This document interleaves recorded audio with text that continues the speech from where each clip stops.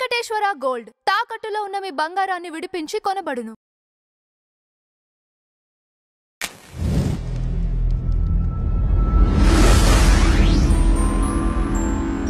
నమస్కారం నాగార్జున గారు. నమస్తే అంజీ గారు. అంబటి రాంబాబు గారి ప్రెస్ మీట్ మీరు గమనించినట్టయితే ఆయన ఒకటే చెప్తున్నారు, ముందుగా చెప్పండి, అర్ధరాత్రులు రావద్దు, మీరు చెబితే బట్టలు దద్దుకుంటా ఒక 3 నెలలకు సంబంధించినవి, అలా వెళ్తాం ఇలా వచ్చేస్తాం, మాకేమైనా కొత్త కాదు కదా.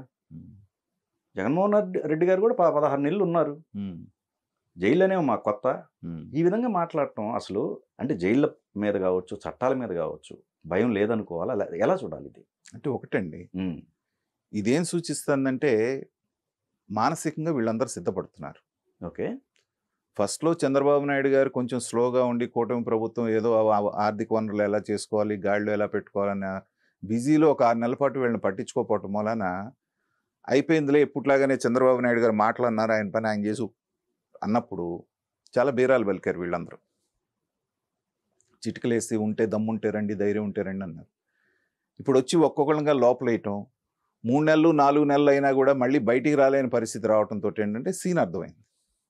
ఇప్పుడు నేరుగా నీళ్లు జగన్మోహన్ రెడ్డి గారి పీకల దాకా వచ్చేసి మునిగిపోబోతున్నాడు అనేటువంటిది అర్థమైంది.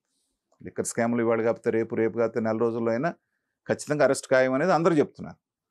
ఆ పరిస్థితుల్లో ఆయనకి ఆ పరిస్థితి అయితే మనందరం ఆయన పక్కన చేరి మనం చేసిన అక్రమాలు ఉన్నాయి కాబట్టి మనం కూడా వెళ్ళటం ఖాయం అనేటువంటిది ఒకటి, అక్కడ మానసికంగా సిద్ధపడటం.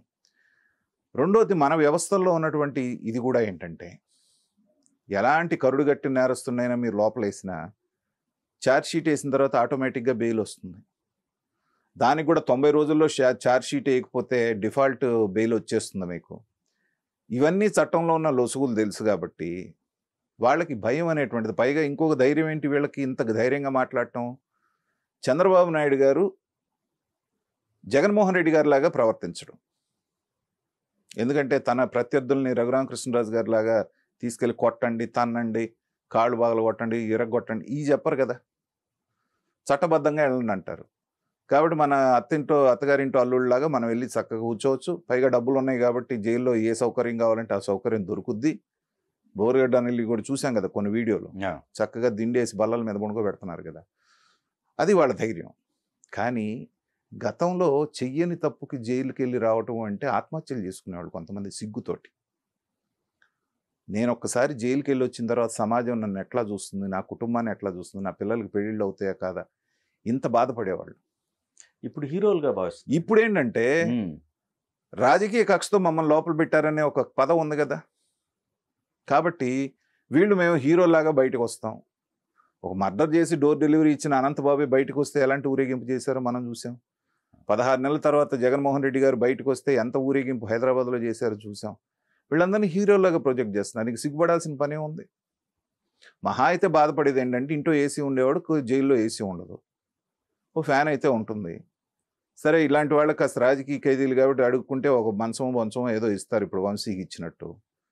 సో కళ్ళు మూసుకుంటే 3 నెలలు అయిపోతాయి కదా. ఇది మానసికంగా సిద్ధపడటం. కానీ లోపల వణుకు లోపలగానే ఉంటుంది. నేను గతంలో కూడా మనం అనుకున్నామండి, శిక్షించడంలో 2 రకాలు. ప్రమాణ స్వీకారం చేసిన 4 రోజుల్లో వీళ్ళందరినీ శిక్షించేస్తే హ్యాపీగా వాళ్ళు అన్నట్టు 1-2 నెలల్లో బయటకు వచ్చి ఇప్పుడు వాళ్ళ పనులు వాళ్ళు బ్రహ్మాండంగా చేస్తున్నాడు. కానీ వాళ్ళకి అర్థం కాని విషయం ఏంటంటే ఈ 10 నెలలు వాళ్ళు అనిపిస్తున్న శిక్ష 11 నెలలు. ఎప్పుడు వస్తారో తెలియదు, బయట ఉంటామో తెలియదు, లోపలికి వెళ్ళి ఇది రాత్రి పడుకున్నప్పుడు నిద్ర పడుతుందా వీళ్ళకి? చంద్రబాబు నాయుడు గారు ఆ రకంగా వచ్చారు. అయిన రోజున ఎవరి టైం వచ్చిన రోజున వాళ్ళని నైటం ఖాయం, బయటికి రావటం ఖాయం, జీవితాంతం ఎవరు లోపల ఉండరు.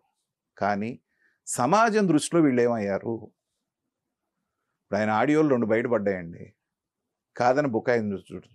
ఆ రోజు నుంచి అంబటి రాంబాబు ఎంత పల్సన అయిపోయాడు ప్రజల్లో. ఆయన అనగానే ఎవరు గుర్తొస్తున్నారు, ఏ పేర్లతో పిలుస్తున్నారు ఆయన్ని? ఆయన అనుకోవచ్చు నాకేం శిక్ష పడలేదు కదా, దీనికి శిక్ష ఏమి లేదు కదా అని. నైతికంగా నీకు పడాల్సిన శిక్ష పడిపోయింది సమాజంలో. అంతకుముందు నేను తీసుకున్నంత సీరియస్గా తీసుకుంటున్నారా? అలాగే గోరంట మాధవ్, అతను ఒక వికృతమైనటువంటి చేష్ట చేశాడు.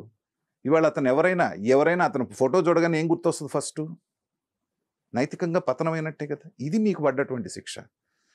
ఇక నవిపోదురుగా నాకేం సిగ్గు అనుకుంటే దానికి ఎవరు చేయగలిగింది ఏం లేదు. సమాజంలో శిక్ష మీకు ఎప్పుడో పడ్డది. మిమ్మల్ని నీచాతి నీచంగా చూస్తున్నారు. అది గమనించుకోకుండా మేము రెడీగానే ఉన్నామంటే అది మీ కర్మ.